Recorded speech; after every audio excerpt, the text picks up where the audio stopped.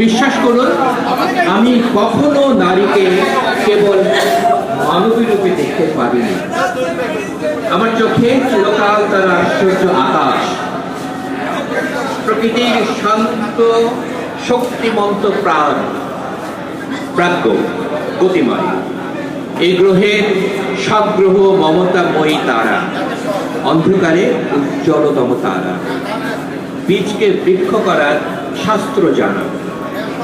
তাদের স্তনের মাঝে আছে নিভৃত সুশান্ত পরম মন্দির এক, আছে শান্তিধাম, সান্ত্বনা, শুশ্রূষা নিকেতন, যা জানতে পারেনি পৃথিবীর হতভাগ্য অগণন পুরুষ।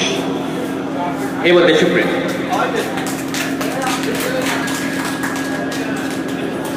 জয় বাংলা 1971।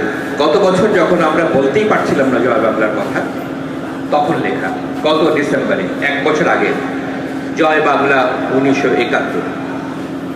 71-এ জয় বাংলা শুনে কার বুক জুড়ে ভূমিকম্প হতো? হিংস্র হায়না, খুনি খান সেনা, কুলাঙ্গার রাজাকার, শুকর শকুন, তারা ছাড়া আর কার? আর জয় বাংলা উচ্চারণে কার সংকল্প বজ্র কঠোর হতো?